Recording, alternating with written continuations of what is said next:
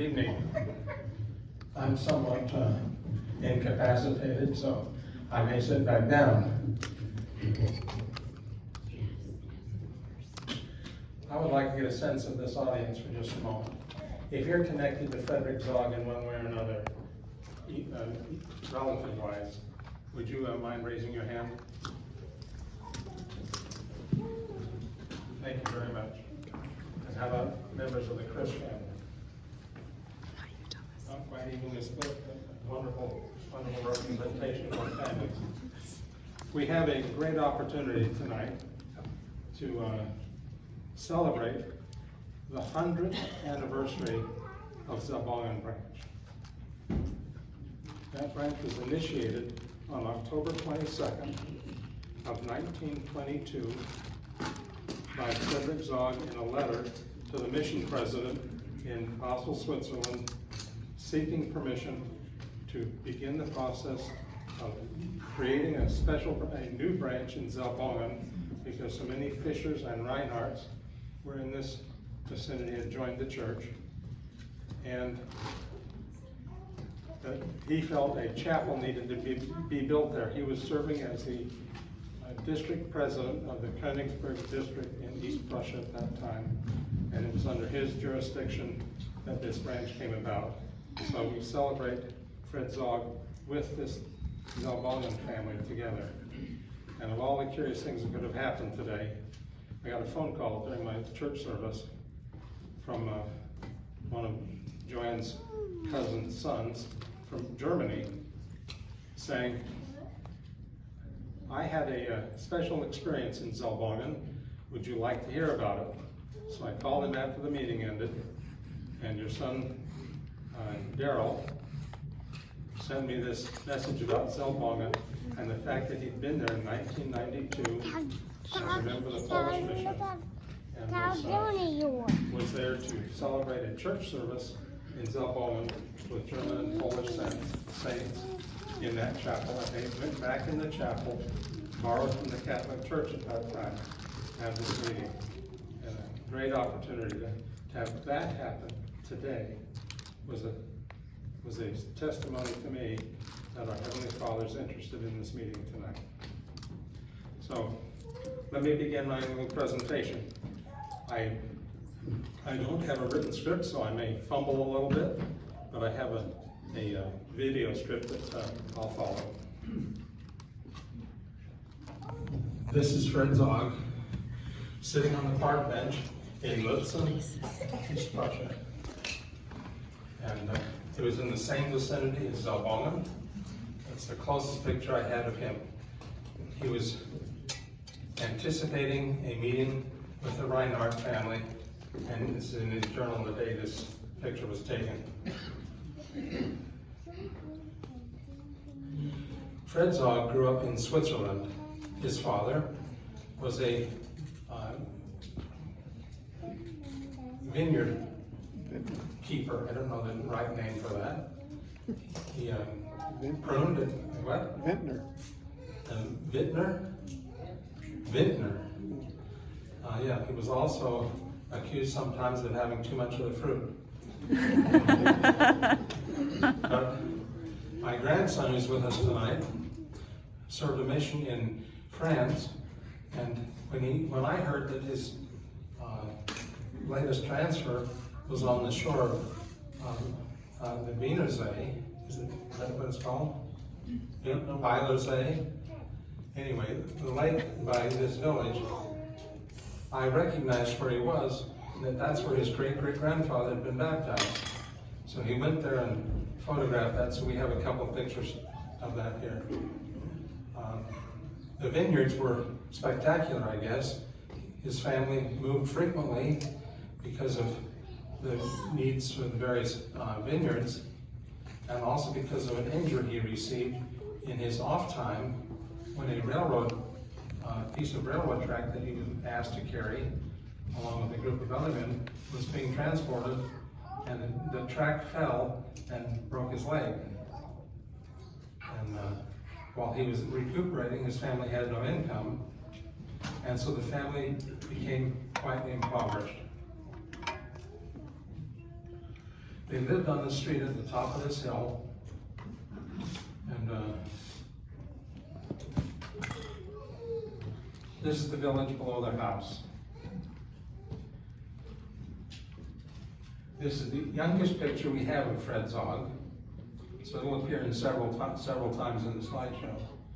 The lake in the background is where Fred was baptized, and he was sent one night, when he determined he'd be baptized, to find an appropriate place. Now, we don't know where on this shore that baptism took place, but I assume there's a boat dock someplace, and they used that shallower water. Of course, all baptisms in church history have to happen in the winter, and so the ice, of course, was a problem, and they did it at night so the villagers wouldn't panic. So I can imagine he was cold when he came home that night. While he's there in Erlach, Switzerland, the missionaries called on his family, and his mother in particular became interested in the church. And then Frederick joined the church, and his father, and 5 siblings. This missionary, Gottlieb Hershey, was one of those missionaries. Gottlieb Hershey brought the message to Fred Zaugg that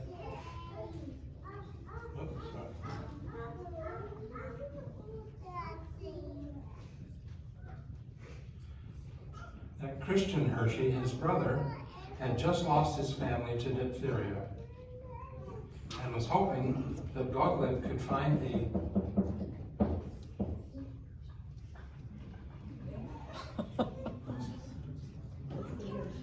Oh, there's a nursery next door. Okay. I didn't know who was knocking. Gottlieb inquired of the Zaugg family if they would send Fred to America to work for his brother. Fred was 14. He was 2 years too old to go for the child's fair, but they requested that the mission office give permission for him to pretend that he was 10, so he could get the lower fare. They said, if he can pass at the station, go for it. I'm sure it wasn't exactly that way. So Fred took passage as a 14-year-old, as if he were 12 or 10, and set off for America. Now he leaves his entire family behind. He doesn't speak English. He doesn't have any sense of where he's going, except he's going to Zion. And that word became key to Fred Zaugg. He boarded a ship, sailed to New York. At New York, got on a train with a ticket for Box Elder, Utah. He had no idea where Box Elder was. You know the county Box Elder, but where was this train station? Brigham City? Yeah, Ray Barraclough here knows Brigham City. We got as far as the Ogden train station, and everybody from the immigration company from Europe got off the train. And he's left standing on the platform, the only one not met by someone to take him to a house.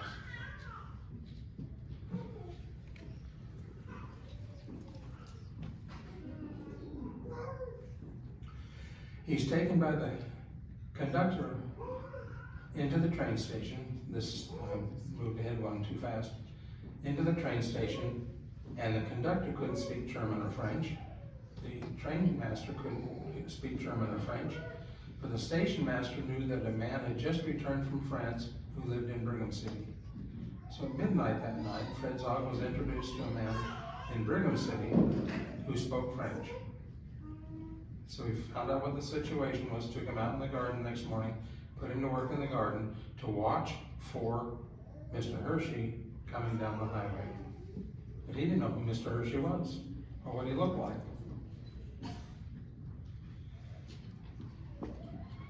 So, working out in the garden, a young man on a coach points at Fred sitting and working in the garden, and he says, "Mr. Hershey, that's the boy." He'd been on the immigration ship and recognized Fred because of his yodeling and singing he'd done aboard the ship. And so he's introduced to Mr. Hershey, and they head back to Park Valley. Now, if you're not a Zaugg, who knows where Park Valley is? Good, there are 2 people in this group. Yeah, but you're Zauggs. Well, this is not Park City. This is 30 miles straight west of Snowville. It's on the Nevada border, and it is desert.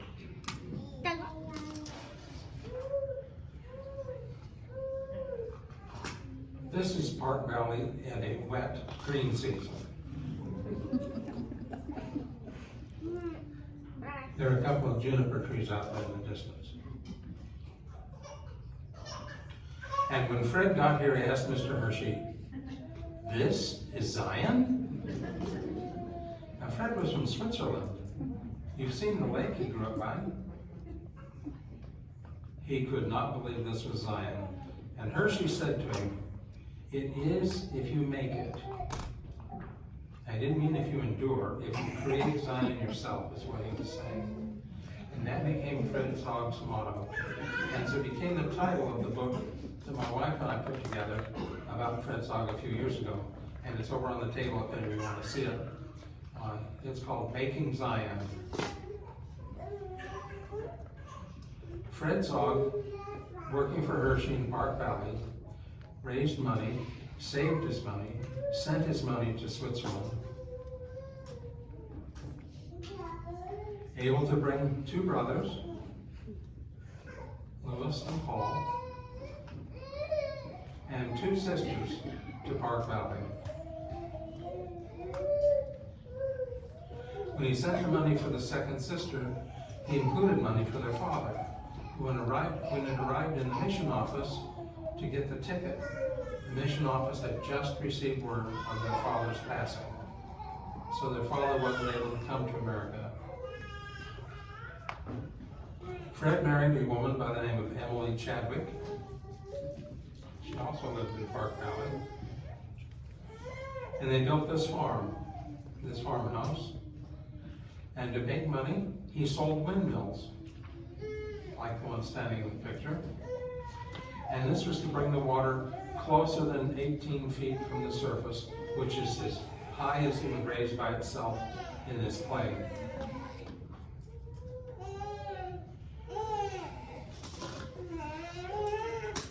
Fred Zaugg receives a letter from Vox B in Salt Lake City, telling him he's called on a mission to Switzerland. This is in 1901. He has 4 children at home. His wife is 8.5 months pregnant. And he asks in his reply to the church if he can wait. If he can wait till the baby's born to go on the mission. And they said, "Well, yeah, I'm not going to make that much difference. I'm putting words in their mouth." But they call him to Switzerland, and he waits till our friend Ray and Mark Zaugg, who are here, and Wilma's here, till their father was born. This is 1901. Fred leaves this little family and heads for Switzerland.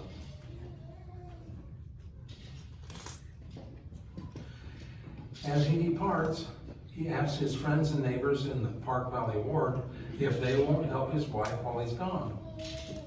She's going to have to send him $15 every month for his missionary fees, his livelihood in Switzerland. How's she going to raise that money? He's gone. She made butter. She had to create about 300 pounds of butter a month after her family's own expenses to support him on that mission. One day, one of their cows died. And the older two boys, oldest now 9, were given a butcher knife and told to go out and skin the cow. So they obeyed and went out and got it half skinned, but they couldn't roll it over. So they went to their uncle who lived in Park Valley and asked him to roll the cow over. He did. They finished the job, and that skin brought them money from a leather maker for harnesses and other necessities they had in Park Valley. It was a tough job supporting a missionary in those days.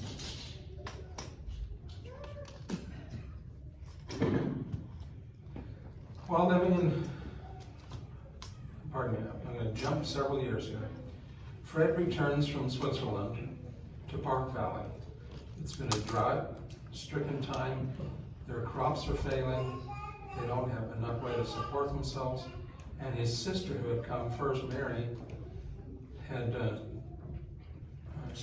second Eliza that came, married Theodore Brandley, who was called by the church to set up a new colony in Alberta, Canada. So Eliza, her husband, and their 2 brothers went to Sterling, Canada, out in Alberta near Cardston, where they resided for 6 years. He never could accustom himself to the bitter cold of Canada. They lost a child there, and he decided he had to move someplace else. So he got his brother-in-law, David Hershey, from Park Valley, to go with him, and they went on a tour of the Northwest, eventually finding a place called the Grand Oregon.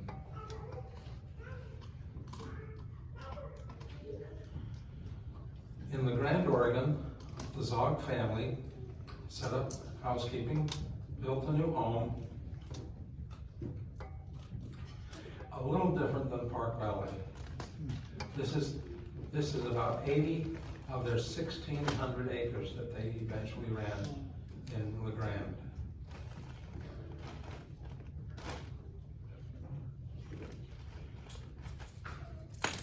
The Zaugg family grew to have the 13th child come home. They were called just before he went on his second mission that the folks are meeting tonight. And my wife, she's here. Her mother is the baby here. She's about 3 years old, and her father receives a letter from the bishop saying, "You need to send one of your older boys on a mission." And Fred Zaugg says to the bishop, "Those boys are needed on the farm. They have to do the work. I have this enterprise here. We have 1,600 acres to operate. I can't do it myself. It's their job. Send me on the mission."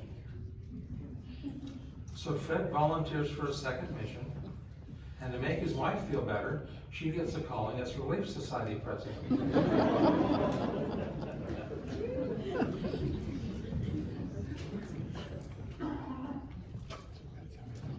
So off he goes to Europe again, this time to the Swiss German mission.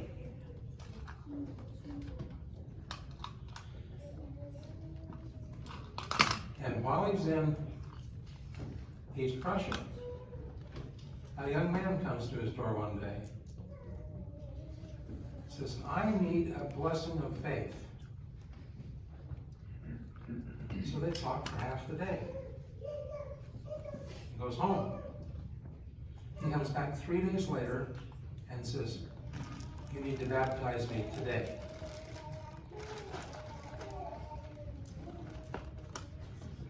Heinrich Reinhardt became that member of the church. His sister, Hedwig, was the one who introduced the church to him and to many others. In Hedwig's life story, I found that she was given direct credit for 17 converts as a member missionary in a little out-of-the-way village in East Prussia.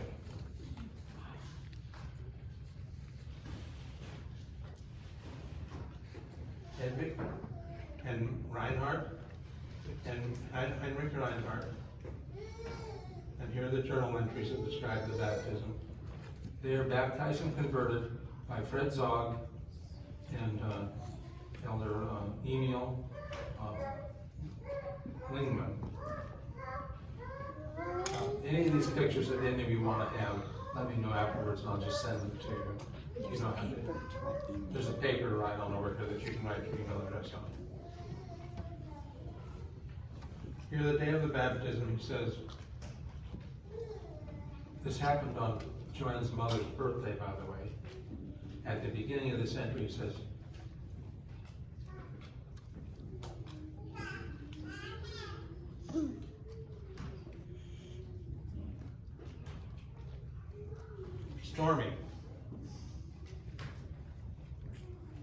Stormy sleet remembered Roxy May's birthday. That's Joanne's mother. Then he crossed that out because it wasn't part of his mission. Fine but windy. Young Reinhardt came to my room before we had breakfast, talked with him, and he asked to be baptized. So we made arrangements to have him baptized. We then went to Habsburg, visited a family, and then continued with a description of the baptism. So here we have the time of the baptism, who did the baptizing, and who did the confirming. This is information most of our families won't ever find.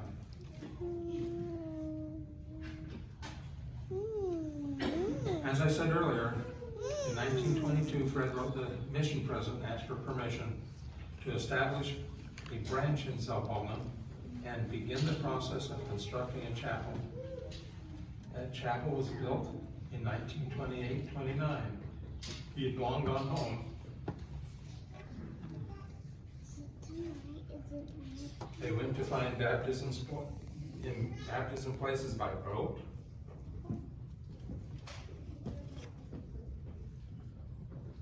The man on the right in the lighter suit became the branch president in Zaugg. Fred Zaugg in the middle.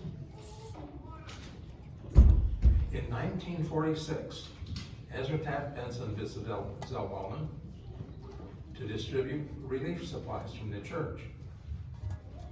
And I was hopeful that a couple of you folks with memories of Zaugg might know some of the people in that picture. You can look at it afterwards. Take a look. Something is missing in this picture, absolutely though. Can anyone see a missing element in this branch?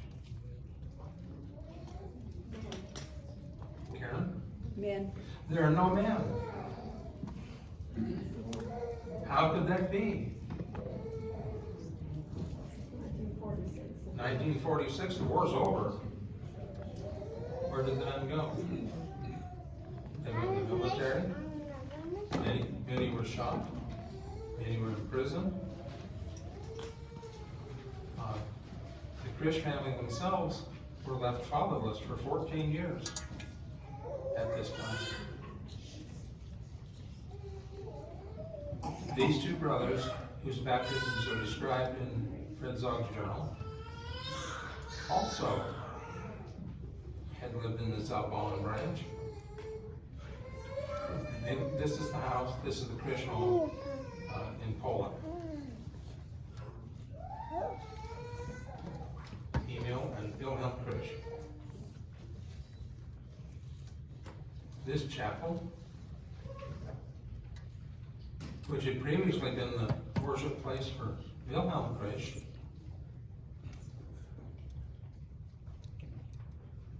greeted his oldest daughter, Renata.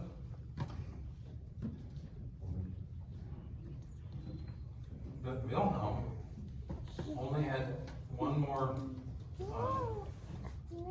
furlough from the military, but was captured at Normandy and sent to Arkansas as a American prisoner of war.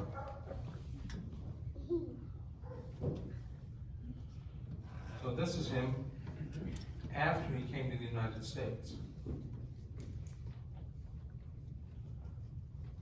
We'll let the Krish family describe the horrible time their family had in those days of Soviet and then Polish occupation. But this family after the reunion in the United States. To me, the saddest thing of this reunion was all the joy that was there. They came to Layton. Fred Zaugg had only recently moved to West Point. Less than 5 miles from where these wonderful people were, and I don't believe they ever knew that they were that close to each other once again. So the young Zaugg family in La Grande, Oregon, built a wonderful farm. They built this barn by hand. Can you imagine putting those joists up with a horse on the other end, or a cow, an ox on the other end of a rope to lift that joist up, and have Carl Zaugg and some of his brothers up there on that building and nail it in place? In 1929, the rising costs, the loss of income from wheat because the prices had plummeted, resulted in the bankruptcy sale of their farm, and they had to return to Utah. So in 1936, this family of Zauggs came to West Point, Utah, and from that family came this map full of missionaries. They had 13 children, 78 grandchildren, 345 great-grandchildren, 877 great-grandchildren, and they're still growing today. I heard that somebody had twins this last week, so we know that it's more than I know about. The families followed Fred's example. Over on the table is a chart that you can look at. It's 20 pages long. It describes where and who went on a mission in this family. A total of 361 families that I know about have served missions. I'm not a Zaugg. I'm an in-law. And so even though I've been nominated as their family historian, there are a whole bunch of them I don't know about yet. As I said earlier, 1991, Darryl Zaugg went back with his mission president in Poland to visit Zaugg. And while they're there, they have a special meeting of German and Polish saints who remembered the old days in Zaugg. And so Darryl sent me these photographs of this reunion in 1992. And I thank you for your participation this evening. I hope I didn't cause you to all nod off. I haven't seen anyone fall out of their chair, so that makes me feel good. So thank you very much. It's been a pleasure to speak with you.